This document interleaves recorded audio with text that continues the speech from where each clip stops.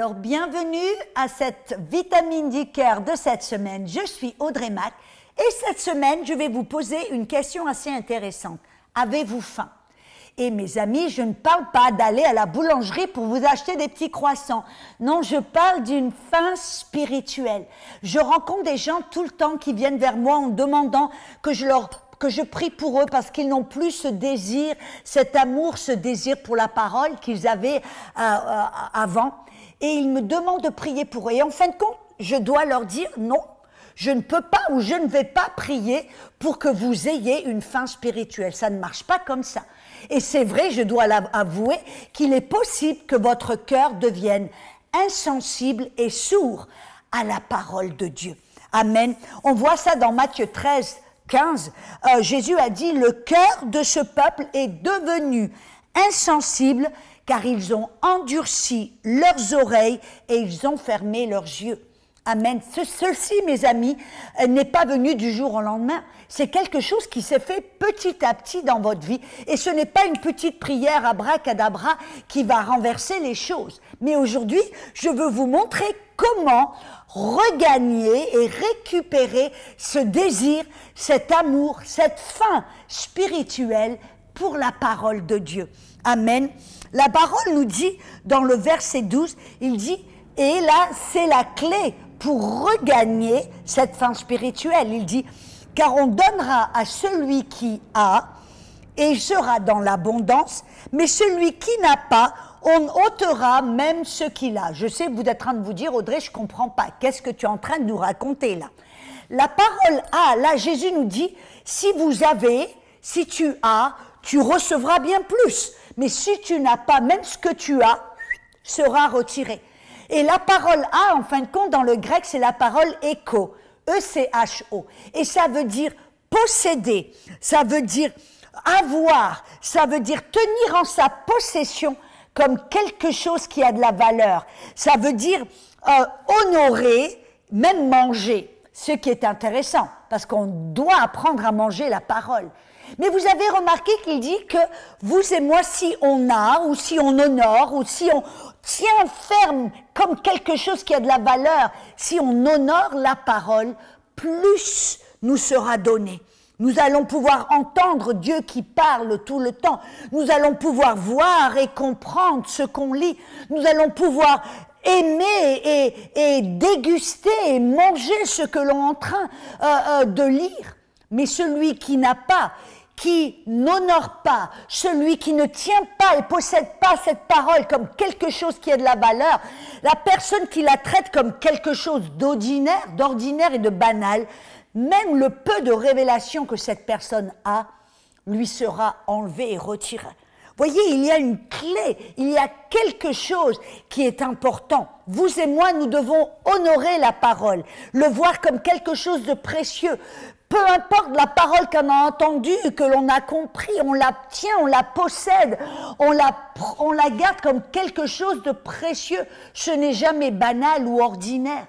Quand vous écoutez un message à l'église, quel est même votre comportement? Parce que c'est intéressant. Vous savez que dans Luc 8, 18, Jésus a même dit, prenez garde la manière dont vous écoutez. Moi, des fois, je suis à l'église et je prêche souvent, et vous savez que très souvent, je regarde et j'observe comment les gens se comportent là face à la parole, à la prédication et à l'enseignement.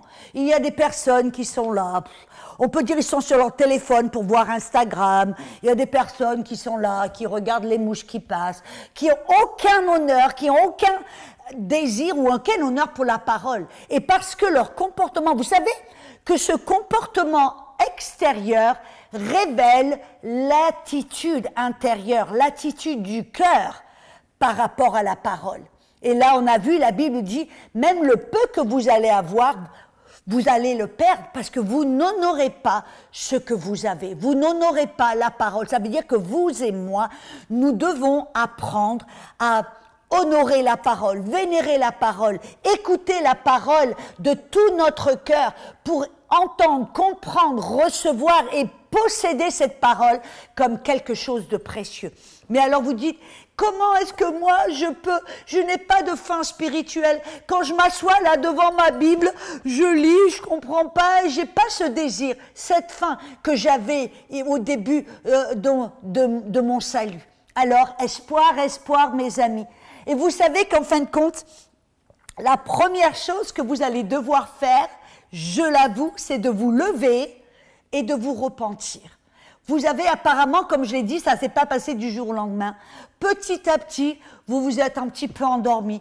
Petit à petit, vous n'avez pas fait attention. Vous êtes donné à l'ennui, donné à des distractions. Et vous n'avez pas honoré la parole quand vous l'avez entendue ou quand vous l'avez lue. Vous avez abandonné très vite. Alors ça veut dire que vous allez devoir vous lever et vous repentir. C'est ce que la Bible nous dit dans Romains 13, 11. Il dit, connaissant le temps, que c'est déjà l'heure de nous réveiller du sommeil. Vous savez, vous vous êtes appesantis. Vous vous êtes, sans vous en rendre compte, un petit peu assoupi, endormi. Amen. Et la Bible vous appelle à vous lever, à vous réveiller, à vous lever. Amen. Et ça veut dire que vous allez devoir changer, vous repentir. Et repentir, c'est pas simplement « Oh, je suis désolé », c'est « Je vais prendre une décision de dire « Seigneur, je suis désolé, désolé, je me repens d'avoir traité ta parole avec tellement de...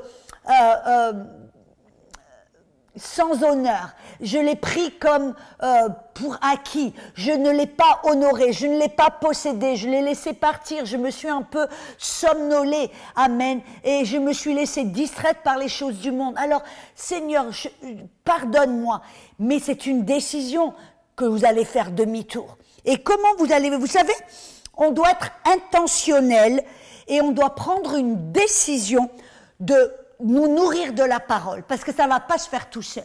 Ça veut dire que vous allez être intentionnel en disant, ok, apparemment je me suis assoupi, j'ai perdu ce désir, j'ai perdu cette faim spirituelle, j'ai perdu cet amour pour la parole que j'avais au début, alors je me repens, je me lève, mais vous allez devoir être intentionnel, c'est-à-dire vous allez devoir choisir jour après jour de vous nourrir de la parole. Et vous savez, la bonne nouvelle, c'est que David était un peu comme vous, peut-être. David s'était ensommeillé dans son appel. Il s'était ensommeillé dans son rôle en tant que roi. Amen. Et il s'était assoupi. Et quand il s'en est rendu compte, vous savez ce que David a dit dans Psaume 119, qui est le plus long psaume de la Bible, où il parle de l'importance de la parole. Il parle de l'amour qu'on doit avoir pour la parole. Il parle de combien nous devons aller vers la parole. Et vous savez, à 7 reprises différentes, vous savez ce que David dit? Il dit, Dieu, ravive-moi selon ta parole. Il est possible pour Dieu de vous raviver selon sa parole si vous prenez la décision et vous êtes intentionnel de vous nourrir de la parole. Vous savez, votre cœur spirituel, et j'aime bien que David a aussi dit dans Psaume 119, dans le verset 32, écoutez ce qu'il dit. Il dit, « Je cours dans la voie de tes commandements, car tu élargis mon cœur. » Vous savez pourquoi est-ce que David a dit « Ravive mon cœur selon ta parole, ravive-moi selon ta parole et élargis mon cœur. » Vous savez pourquoi? J'ai découvert quelque chose, que votre cœur spirituel est comme un estomac. Je sais, ça n'a pas l'air très romantique, mais c'est comme vous savez, un estomac a la capacité de s'élargir. Ça veut dire quoi? Le plus vous le nourrissez, le plus il va s'enlargir, le plus il va s'élargir. Le plus vous le nourrissez, le plus vous allez avoir faim. Moi, je me rappelle, je mange très souvent un repas par jour, des fois 2, mais très rarement je mange 3 repas par jour. Et je me rappelle une fois, on était partis en vacances avec des amis. Eux, par contre, ils mangeaient 3 fois par jour. Et je me suis rendu compte qu'après avoir passé ces quelques jours avec ces amis, venez le matin, le midi et le soir, j'avais la fringale, je vous raconte pas, j'avais une faim énorme. Pourquoi? Parce que mon estomac s'était élargi.